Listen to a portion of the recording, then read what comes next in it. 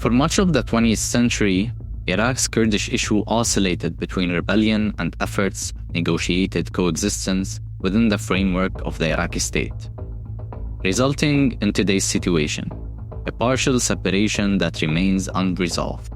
Early Kurdish demands for autonomy, most notably the uprisings led by Sheikh Mahmud Barzanji in the 1920s, were unsuccessful, as Baghdad and international powers sought to preserve the territorial integrity of the newly established Iraqi state. The Anfal campaign of the late 1980s, a devastating military operation marked by mass killings and chemical attacks led by Saddam Hussein's Ba'athist regime, left deep scars on Iraq's collective memory.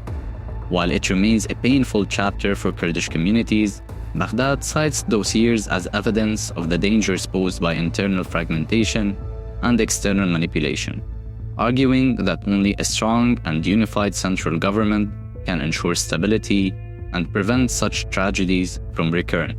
Following the 1991 uprisings and the establishment of an internationally enforced no-fly zone, the Kurdish leadership consolidated a de facto autonomous administration with its own institutions and armed forces, the Peshmerga. However, from Baghdad's standpoint, these developments highlighted the need for constitutional mechanisms, not unilateral measures, to regulate autonomy and safeguard the unity and sovereignty of the Iraqi state. Then, the 2005 Iraqi constitution subsequently recognized the Kurdistan region as a federal entity, and it enshrined mechanisms, most notably Article 140, intended to resolve the status of disputed territories such as Kirkuk through normalization, census, and a local vote. These constitutional arrangements created a lawful, negotiated path for addressing Kurdish grievances. Iraqi legal experts argue that unilateral secession would violate the constitution and risk setting a precedent for endless fragmentation across Iraq's multifaceted communities. These legal arguments were put to the test in 2017, when the Kurdistan regional government held an independence referendum on September 25. The vote, which Kurdish authorities reported as overwhelmingly in favor of independence, was judged by Baghdad, neighboring states, and international actors to be unconstitutional because it sought to alter Iraq's borders without following the agreed-upon constitutional process. The Kurdish leadership's choice to proceed unilaterally, as argued by legal experts, ignored the practical necessities of political consensus, regional diplomacy, and the protection of minorities in disputed areas.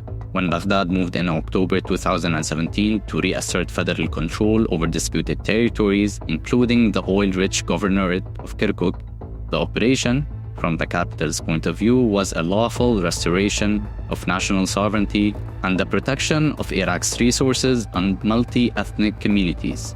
The deployment, which reversed significant Kurdish territorial gains made during the fight against ISIS, exposed the limits of unilateral separatist bids and underscored Baghdad's argument that changes to Iraq's map must be negotiated inside the constitutional framework rather than imposed from Erbil.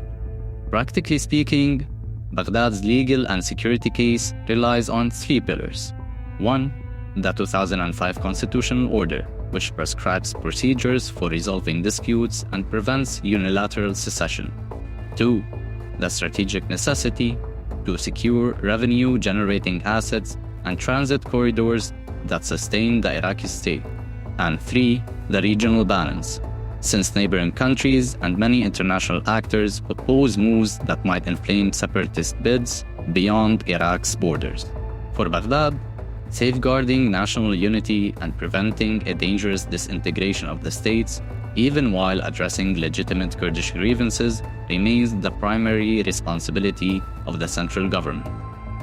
A lasting resolution, therefore, requires implementing the Constitution's mechanisms, including Article 140, credible guarantees for minorities' rights in disputed areas, and a sustained political dialogue that binds Erbil and Baghdad through agreements rather than unilateral declarations. As far as Baghdad is concerned, the message is clear. A constitutional and negotiated path is the least risky route to durable security and the protection of all Iraqis across the nation.